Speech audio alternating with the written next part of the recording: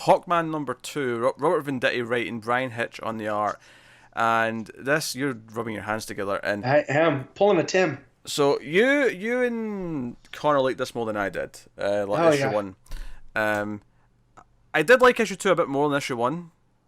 Okay. It felt a bit tighter to me. It felt a bit more focused in what it was doing. I still wouldn't say I love it or that I think it's great. It's kind of, for me. It's kind of like it's fine what it's doing.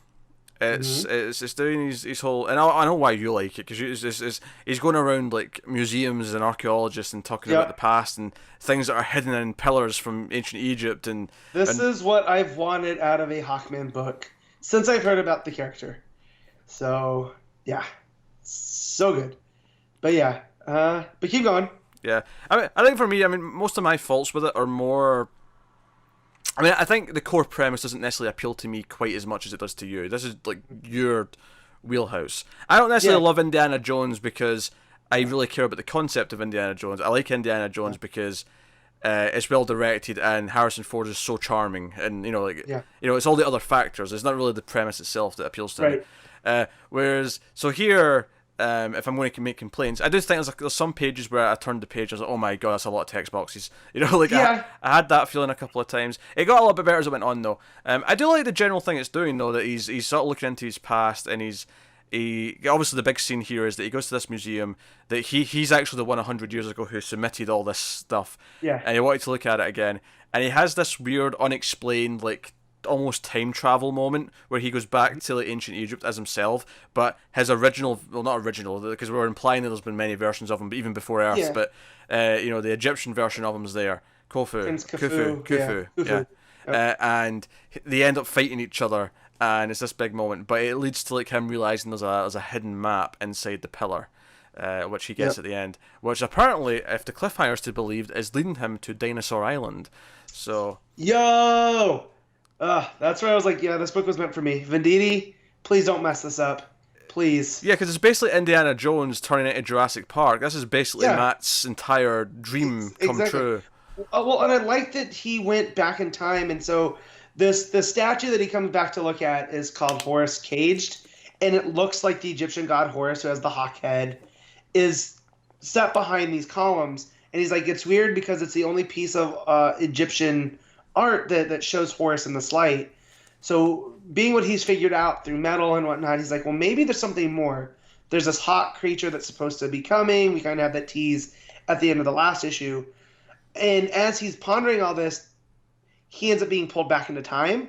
And it ends up almost being like a self-fulfilling prophecy where the hawk creature that appears to Khufu is Carter, through this time travel. And he's trying to appeal to basically himself that he's not a threat. And it's not quite working. So we get this fun battle between Hawkman and Khufu. Khufu. Man, Egyptian names are hard. Um, until he can kind of get through to him, and that's where, okay, well, if I got through to him, he would have put it in this pillar. And when he goes back into the museum, it's there. So I like all that. I like that it's playing with that timeline of all these different versions of himself, and as he And keeps going, it's maybe he's gonna get farther into his different, yeah, it's worth mentioning as well that this happens. It's the nth metal on his chest Yeah. that initiates it. So it seems like the Exactly. nth metal, whether it be sentient or not, wants him to figure this out and Yep. is leading him in a certain path. So that's the thing, and the idea that, because he even says to the curator who's there that, oh, we've not translated some of this, and is it possible that some of the origin of this stuff isn't actually from ancient Egypt? That's why we can't figure it out. It's because it's Right. a different origin. And obviously he means alien. He means wherever the Yeah, nth metal came from. he's going to that ancient alien thing, and the curator's like, Carter, don't Yeah. you know better than anybody. It's never that. So okay, so I now, like now I that. need to Photoshop, the aliens, but I need that with the Yeah. Hawkman helmet on. Yeah. Um, Oh my god, that's amazing. yeah, I also like too that he seems to be he has this network of people that he goes to in each life. So like the Carter Hall from before had made friends with this. She runs the train, the subway. uh, Yeah, the subway in England, and like her great grandma knew him, and they're indebted to her. And it was a lot like the Greek fisherman.